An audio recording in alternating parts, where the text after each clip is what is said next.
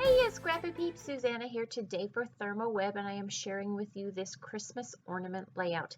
This is a somewhat longer video because I literally have created all of the embellishments on this page other than those journal cards in there. Well, almost all. So I am using two sets from ThermOWeb. One is the Holly Jolly stamp and foil set, and then the other is the Wishing You Joy stamp and stencil set. So they're a little bit different in that one of them has toner sheets and the other has stencils. So this longer ornament that I am working with here is from the Wishing You Joy stamp and stencil set. So I am going to create these longer ornaments as well as the greenery for my layout from this. Now, part of why this is a much longer than usual process video is I have to let these things dry. And there are multiple layers in these in that you have to stamp them. And then you either stencil them or run them through the laminator and or what? Well, and then die cut them. So really 3 steps to each of these ornaments and the greenery. So you can see I have stamped the pink long ornament there, and now I've, from the same stamp set, am creating some of the greenery. So I've got these more mistletoe looking leaves, and then these that I'm about to stamp here, holly looking leaves. I am using Catherine Pooler inks, and these 4 colors that I am working with. So I'm sorry, I have to reach for them. So the 4 colors that I am working with are all from the same stamp family. So she has different collections. So the lighter green is called Sage. The darker green is Spruce, and then the light pink is Pink Champagne, and the more reddy, darker pink red color is called Rouge. And so again, they're all from the same collection, the Spa collection, and I love that they A, don't stain my stamps, and B, that they're super inky, they're super wet, and they leave a great color. So that is what I am working with here. I love that you have different hues as well.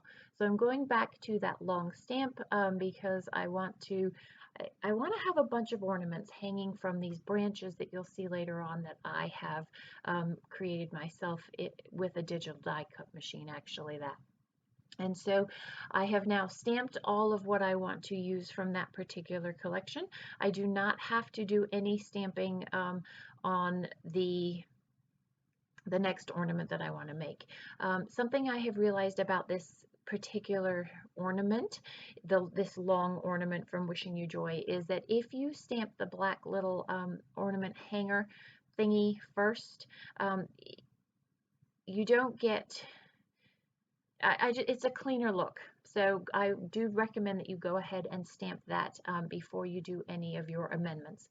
So now I am moving on. While I'm doing my stamping, I want to do all of my stamping all at once. So that is step number 1. So now I am moving on to the Holly Jolly stamp and foil. So there is a stamp, but there is no stencil. So in order to get foil, you have to use this toner sheet here. So these are called the Foil Mates Detail sheets. And so I am going to go ahead and use my Stamp Buddy placer thinger. I don't know what the technical name for it is because this is not a MISTI. This is one that was on the market by Hampton Roads before they got pulled off the shelves. So I am stamping the stamp onto the appropriate place so that the foil will end up where it is supposed to be. So I have 2 long ornaments and 2 of these more, let's say, roundy pointy ornaments. And then I'm also going to use a Unity toner card front, which is also ornaments. You'll see that coming up. And then the rest of what I'm going to do are with the leaves. So you can see 4 ornaments total so far. And so I am going to move on to the next step, having completed all of the stamping. So what I want to do now is I want to use the stencil so that I can apply either, so with the stencil you can apply, so I'm going to use Duo Transfer Gel, and that Duo Transfer Gel is going to allow me to either use foil and or Glitz Glitter Gel. And so I'm going to apply Glitz Glitter Gel to both of these long ornaments. I will tell you off camera that I am going to make a third long ornament, and you will not see that process, but I'll talk you through it in a minute. So this is the Red Velvet Glitz Glitter Gel. Mine is a little bit dry. The glue makes the glitter less liquidy, but it's fine. You can see I can still apply it and it looks perfectly fine. So I'm going to set that aside to dry, and while that is drying, I'm going to go ahead and cut out all of the other ornaments. So these are the coordinating dies that come with this kit, and I'm just going to use some of my purple tape. I am working on a magnetic platform for my Sizzix, my Big Shot. However, they do slide sometimes, even if you are using the metal platform like that just now. So you can see I've got all that purple tape that's up the top of my manual die cut machine, and I'm going to use that there to hold the dies in place, just to make sure that they don't slide on me, especially when I place that plate over the top. Sometimes they can slide. So the front half of this video, so probably a good 12-14 minutes of it, is all it's prep work. It's preparation, making the embellishments for my layout here. So you have the option with this particular set to put some red berries. Well, they don't have to be red. You could make them gold, whatever color berries you want on that particular mistletoe looking thing. So you'll see me coming up. I will do a few of those, but not all of them. So I have not waited long enough for this to dry, but you'll see when I pull the plate off. There you go. See how it's stuck? I'm just going to use the middle edge of a Vicky Bouton tool to just scrape off where it smudged it a little bit, but it is for the most part dry and completely salvageable and usable. So that is going to be the pink and red long ornament. Now, again, I'm trying to do everything in stages and complete all of the stages before I move on to the next one. So these guys are ready to be die cut. Nothing has been done other than that I have stamped onto the foil mate detail sheet there. So again, two separate collections from Gina K. ThermOWeb that I am working with. So that all the die cutting has been done at this point.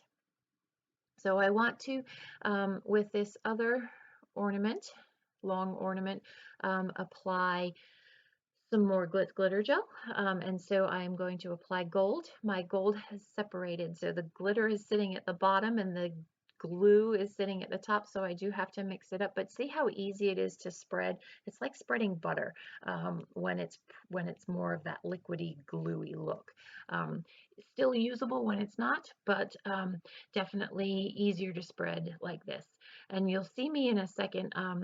One of the things that I definitely recommend that you do in order to make your Glitz Glitter Gel last longer is wipe the gel off of the edges so that when you seal the twist cap, it seals nicely and you don't have that glitter gel sitting there letting air in really through this.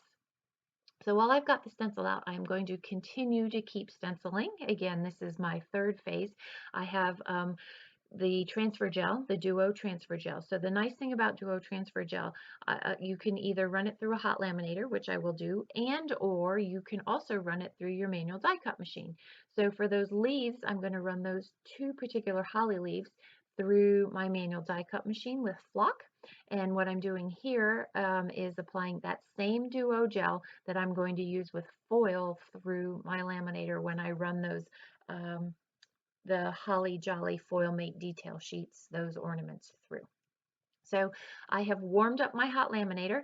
It's been running for 15 minutes. You want to make sure it's nice and hot. Even though the light may be green and say that it's ready, I still recommend you let it go for a good 10-15 minutes. And what you want to do is cut your foil to the size of, or slightly larger than the size of what it is that you want to apply the foil to. So this is way bigger than it needs to be, but it's okay. I have what I call my ThermOWeb graveyard. So all of my offcasts that still I think are usable are all in a bin. Or the little pieces that get left over that you can kind of piece together for foiling are all sitting in a bin. Make sure you put it in a parchment package and run that folded side through the hot laminator first. If you get your two edges, sometimes it gets caught on the other side. So those two ornaments, one is going to be gold foiled, the other is going to be red foiled. These are also Gina K fancy foils. The red is radiant red, and the gold that I'm using is called glimmering gold.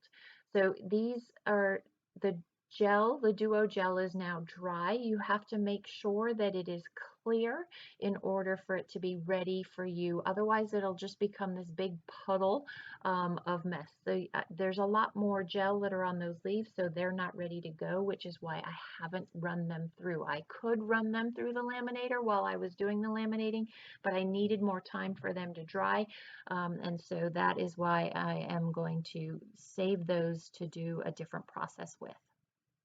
So this is a Unity card front, toner card front. So the black is the design that will adhere, that will pick up the foil.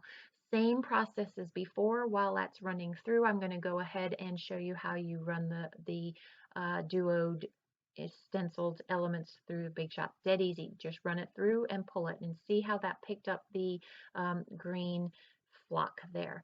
So lots of different textures on this layout. I have some leaves that are going to be just stamped. I have some that are foiled, and I also repeated the same process with the glitter that I did for the ornaments. I just didn't show you because otherwise this video is going to be way, way, way, way, way too long. So I ran the ornament through my laminator, and now I'm just fussy cutting because all I want is that circle of ornament there. No snowflakes, just that particular ornament because I want to use that to house my title. So all of my bits and pieces, all of my embellishments are now complete. So now from here on out, so we're at 12 minutes and 30-ish seconds, we are going to be, this is process video. So all of the earlier part was prep work. This is now me using all of those elements and incorporating them into the layout. So the colors of this layout are predominantly pink, red, and gold, and green, sorry, various hues of green.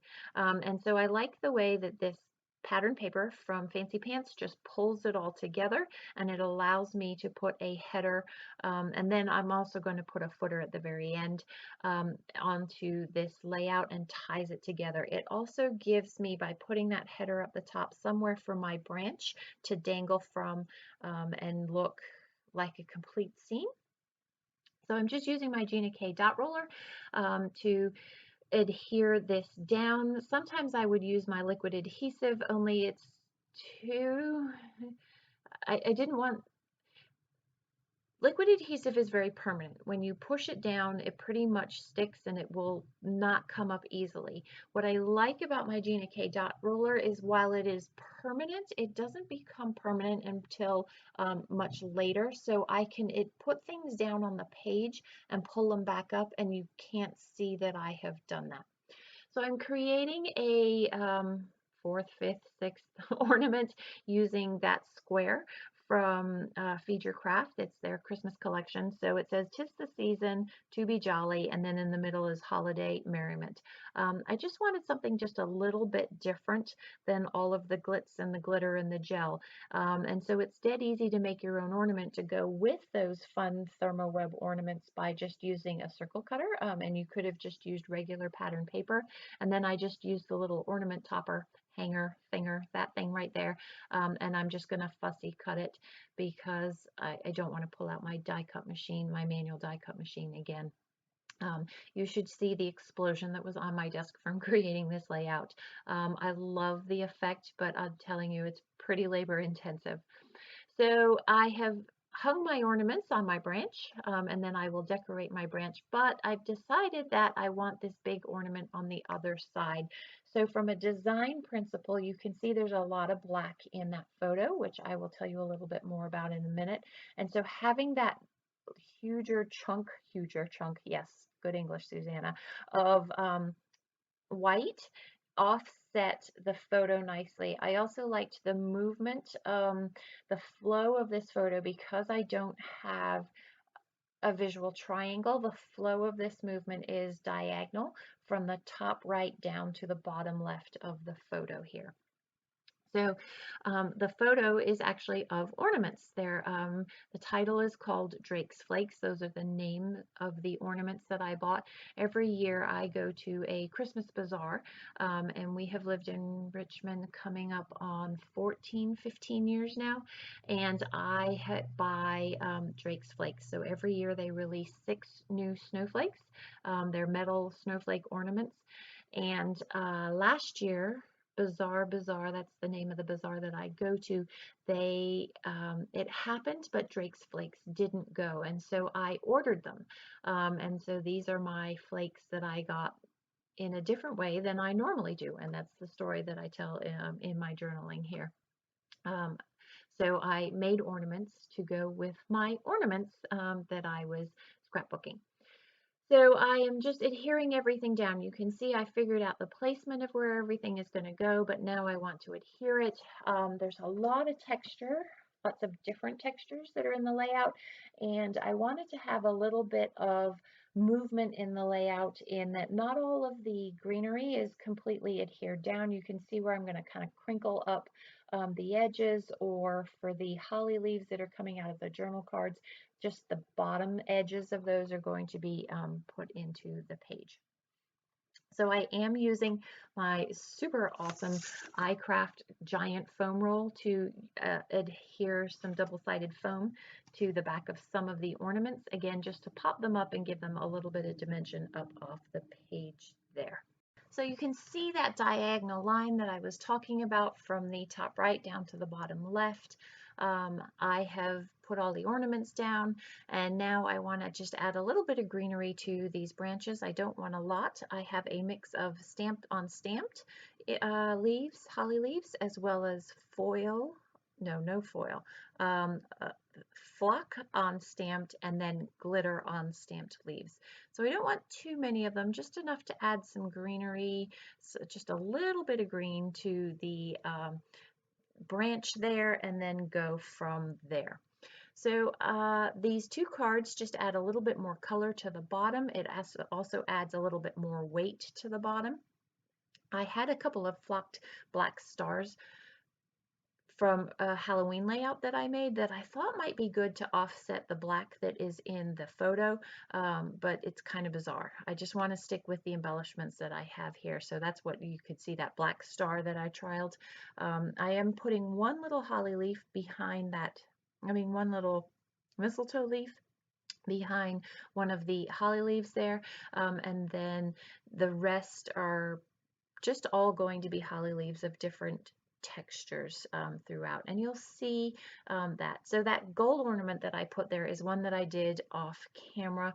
It is actually, so I stamped with Versamark and then put down gold embossing powder, heat embossed that, and then just with the red dots, stamped in the red dots, and then die cut that out as well. It was a last minute add-on addition, and again, I have shown you so much in the process here that I really didn't want to overwhelm you with the length of this video. But if that is something that you want to see, definitely let me know in the comments down below, and I'll see what I can do about creating a short video to follow up of how that particular ornament was made. Again, just another way of getting a little bit more gold yellowy color into the layout there.